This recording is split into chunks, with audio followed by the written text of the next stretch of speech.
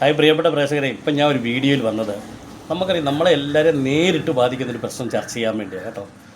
അതായത് ഞാൻ പറയുന്ന കാര്യങ്ങൾ ബന്ധപ്പെട്ട അധികൃതർ കൂടി ശ്രദ്ധിച്ചാൽ ഏറ്റവും നല്ലതായിരിക്കും. നമ്മുടെ കാര്യങ്ങൾ നമ്മൾ ഏത് കാര്യം പറയുന്നുണ്ടോ ആ കാര്യങ്ങൾക്ക് സത്വര നടപടി ഉണ്ടാകുന്നുള്ളതും ഒരു പ്രത്യേകതയാണ് കേട്ടോ. ഉടനടി വാർത്ത അത്തരം കാര്യങ്ങൾ ഇടപെടുന്നുണ്ട്.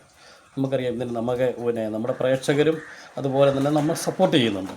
അപ്പോൾ ഇത് പറയാൻ കാരണം ഇതിപ്പോൾ ഏറ്റവും കൂടുതൽ നമ്മളെ നേരിട്ട് ബാധിക്കുന്നതാണ് വിലക്കയറ്റം ഉണ്ടെന്നുള്ളത്.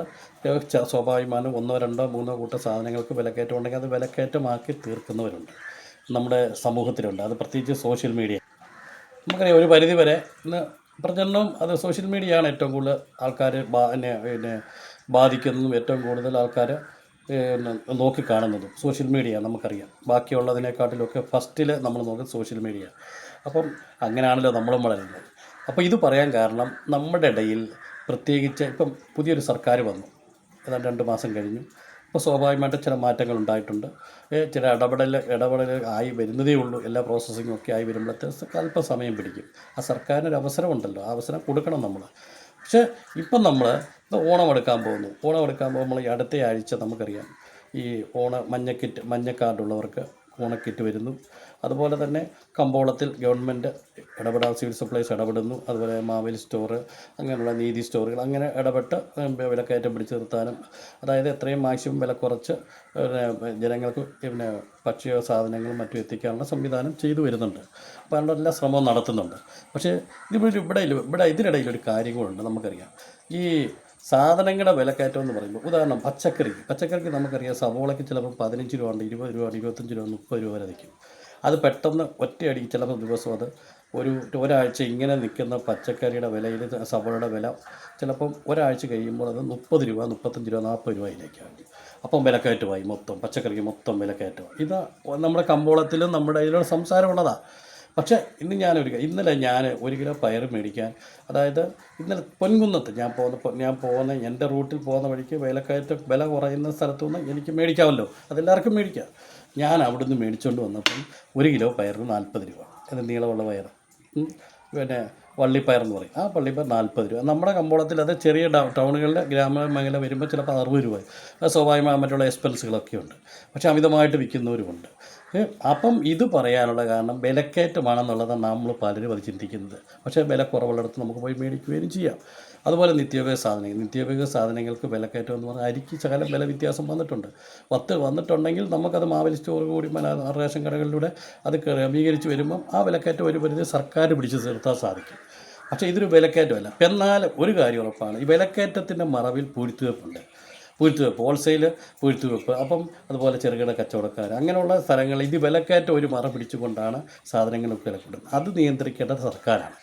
ആ വിലക്കയറ്റം പിടിച്ചു നിർത്തണമെങ്കിൽ ഫുഡ് സേഫ്റ്റിയും അതുപോലെ തന്നെ നമ്മുടെ സിവിൽ സപ്ലൈസ് ഡിപ്പാർട്ട്മെൻറ്റ് അടിയന്തരമായി ഇത്തരം കാര്യങ്ങളിൽ മാർക്കറ്റിലിറങ്ങി അതിനുള്ള പരിശോധന വ്യാപകമാക്കണം. ഈ വിലക്കയറ്റം പിടിച്ചു നിർത്തുക, വിലക്കയറ്റം എവിടെ നിന്നുണ്ടാകുന്ന കണ്ടെത്തി മാതൃകാപരമായിട്ടുള്ള ശിക്ഷ ഉറപ്പാക്കേണ്ടത് അത് ആ ഗവൺമെൻറ് ആ വകുപ്പിൻ്റെ ഉത്തരവാദിത്തമാണ്. ഇപ്പോൾ ഓണമായതോടുകൂടി ഓണത്തിന് വിലക്കയറ്റം ഉണ്ടാകും, സ്വാഭാവികമായിട്ടുണ്ടാകും.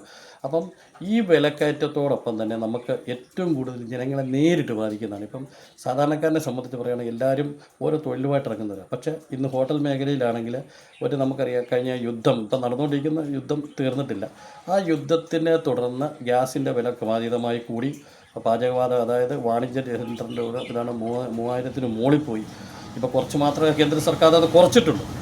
അപ്പോൾ തീർച്ചയായിട്ടും ഇതിന് ക്രമാതീതമായിട്ട് വില കൂട്ടിയ ഹോട്ടലുകളുണ്ട്, നിസാര ചെറിയ ബേക്കറികൾ വരെ ഉണ്ട്, കോഫി ഷോപ്പുകളുണ്ട്, എല്ലാവരും ഉണ്ട്. അപ്പം അതിനൊരു ഏകീകരണമില്ല. ഇന്നും 10 രൂപയ്ക്ക് കിട്ടുന്ന ചായ ഉണ്ട്, സൂപ്പർ ചായ കിട്ടും 10 രൂപ കൊടുത്താൽ. 12 രൂപ ഉണ്ട്, 15 രൂപയുണ്ട്. അങ്ങനെ വിൽക്കുന്ന കടകളുണ്ട്. ഒരു കാപ്പിപ്പൊടി ഒരു ശകലം ഇട്ട് ഒരു ബ്രൂ കൂടി ഇട്ട് കഴിഞ്ഞാൽ കറക്റ്റ് ഒരു ബേക്കറി ചെന്ന് വിളിച്ചാൽ 25 രൂപയാണ് കേട്ടോ. അതും മറക്കണ്ട. അപ്പം ജനങ്ങളെ ചൂഷണം ചെയ്യുന്നവരുണ്ട്. അപ്പോൾ ചൂഷണം ചെയ്യുന്നവർ ഒരു കാര്യം മനസ്സിലാക്കുക, ഇന്ന് പല ഹോട്ടൽ മേഖലയിലാണെങ്കിലും ബേക്കേഴ്സിലാണെങ്കിലും ഏത് നിത്യോപയോഗ സാധനങ്ങൾ വിൽക്കുന്ന കടകളിലാണെങ്കിലും ഈ നിരവധി കടകൾ പൂട്ടിപ്പോകുന്നുണ്ട്.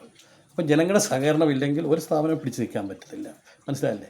അപ്പം ജനങ്ങളുടെ സഹകരണം ഉണ്ടെങ്കിൽ മാത്രമേ ഏത് വ്യാപാര സ്ഥാപനവും പിടിച്ചു നിൽക്കാൻ സാധിക്കുകയുള്ളൂ, അവർക്ക് പുരോഗതിയിലേക്ക് പോകാനും സാധിക്കുന്നു. ഇപ്പം പലരും നമ്മൾ കുറ്റം പറയുന്നുണ്ട്, സൂപ്പർ മാർക്കറ്റിൻ്റെ വരവോടുകൂടി ഇപ്പോൾ ഗ്രാമീണ മേഖലയിൽ കച്ചവടം കുറഞ്ഞത്. പക്ഷേ യഥാർത്ഥ വസ്തുത തന്നെ, സൂപ്പർ മാർക്കറ്റിൽ നമുക്ക് പോയി 100 ഗ്രാം സാധനം എടുക്കാം, അവിടെ ക്രമാതീതമായിട്ട് വിലയില്ല, ആൾക്കാർക്ക് വില നോക്കിയെടുക്കാം. പക്ഷേ പഴയ രീതിയിലേക്ക് നമുക്ക് പിന്തുടരുന്ന നമ്മുടെ സ്ഥാപനങ്ങളുണ്ട് ഇഷ്ടം പോലെ. അവിടെ എന്താ സംഭവിക്കുന്നത് വെച്ച് കഴിഞ്ഞാൽ നമുക്ക് ഇന്ന വില.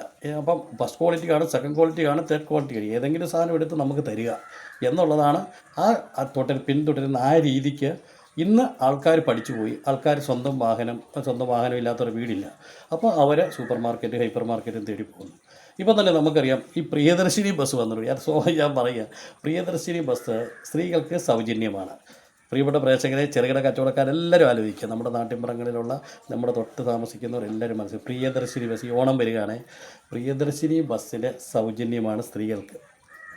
അപ്പം സ്ത്രീകൾ എന്ത് ചെയ്യും? ഇപ്പോൾ തുണിത്തരങ്ങൾ ഉൾപ്പെടെ എടുക്കാനുള്ളവർ ഓണം പ്രമാണിച്ചും അല്ലാതെയും ദൂര സ്ഥലങ്ങളിലേക്ക് അവർക്ക് പോകാം. അവർക്ക് സൗജന്യമാണ്. ഇവിടുന്ന് ഞാൻ പോയി എൻ്റെ വൈഫാണെങ്കിലും ആരാണെങ്കിലും ഈ റൂട്ടിൽ നിന്ന് പോകുന്നവർ, മല്ലപ്പള്ളി പോകുന്നവർക്ക് 25 രൂപ അല്ലെങ്കിൽ 30 രൂപ വണ്ടിക്കൂലി ഉണ്ടെങ്കിൽ അവർക്ക് ഫ്രീ ആണ്. വണ്ടി ഇഷ്ടം പോലെ ഉണ്ട്. പ്രിയദർശിനിയുടെ ബസ് അങ്ങോട്ടും ഇങ്ങോട്ടും ഉണ്ട്. അപ്പോൾ അവർക്ക് 60 രൂപ ഫ്രീ. അതും ഒരു പ്രശ്നമില്ല. അവർക്ക് സാധനം മേടിച്ച് വീട്ടിലേക്ക് മടങ്ങാം. മനസ്സിലായില്ലേ? ആരോട് ചോദിക്കേണ്ട. പക്ഷേ ഇത് ഈ ഗ്രാമീണ മേഖലയിലുള്ള വ്യാപാരികൾ ചിന്തിക്കുന്നത് നന്നായിരിക്കും. കാരണം ഇവരുടെ ബിസിനസ് പോകാതിരിക്കണമെങ്കിൽ അവർ നിശ്ചിത ലാഭം എടുത്തുകൊണ്ട് ജനങ്ങളെ സേവിക്കാനും ജനങ്ങൾക്ക് സഹായിക്കാനും ശ്രദ്ധിക്കുക എന്ന് പറഞ്ഞാൽ അവരുടെ നഷ്ടം നികത്തണമെന്ന് ആ രീതിയിൽ പറഞ്ഞതല്ല. മനസ്സിലായില്ലേ? അപ്പം അതിന് വ്യാപാരികൾ തയ്യാറായ നമ്മുടെ കച്ചവടവും വ്യാപാരവും മെച്ചപ്പെടും, കുറയാതിരിക്കുകയും ചെയ്യും. ഇപ്പം തന്നെ നമുക്കറിയാം, കഴിഞ്ഞ ഒരു മാസത്തിന് മുമ്പാണ് ഒരു മാസത്തിന് മുമ്പ് ബീഫ് തൊഴിലാളികൾ ബീഫ് കട അടച്ചിട്ട് 3 ദിവസം. എന്ത് സംഭവിച്ചു? ഒന്നും സംഭവിച്ചില്ല. അവർ വില കൂട്ടി, 30 രൂപ 50 രൂപ ബീഫിന് കൂട്ടി. ബീഫിന് ക്ഷാമം, മാട് ക്ഷാമം, പോത്തിനെ കിട്ടാനില്ല എന്നൊക്കെ പറഞ്ഞാണ്. പക്ഷേ വിവിധ മേഖലകളിൽ 420 രൂപ ഉണ്ടായിരുന്ന ബീഫിന് 480 500 550 മനസ്സിലായി. ഇപ്പോൾ ബീഫിൻ്റെ ക്ഷാമമില്ല, ഇല്ലേ? അതുപോലെ ഓരോ മേഖല ചിക്കൻ്റെ ആണെങ്കിൽ കഴിഞ്ഞ ഇടയ്ക്ക് കുറച്ച് അല്പം വില കൂടി, വ്യാപകമായിട്ട് വില കൂടിയെന്നും പറഞ്ഞ് ഭയങ്കര പബ്ലിസിറ്റി ആയിരുന്നു. പിന്നീടത് ഇപ്പോൾ 150 175 180 ലിമിറ്റ് ഇരിക്കുക. അതൊരു കൂടിച്ചല്ല ആണോ? അന്നൊരു വിലക്കയറ്റമല്ല. പിന്നെ മീനിൻ്റെ വില ഇപ്പോൾ ട്രോളിങ് സമയമാണ്, മീനിന് കിട്ടാനില്ല. അപ്പം മീൻ ക്രമാതീതമായിട്ട് വില കൂടിയിട്ടുണ്ട്, സ്വാഭാവികമല്ലേ? അപ്പം അങ്ങനെയാണ് നമ്മുടെ നാട്ടിൽ വിലക്കയറ്റം ഉണ്ടാകുന്നത്. അല്ലാതെ ഒരു സർക്കാരോ ഏത് സർക്കാർ വന്നാലും അവരെ അടിച്ചേൽപ്പിക്കുന്ന വിലക്കയറ്റമല്ല.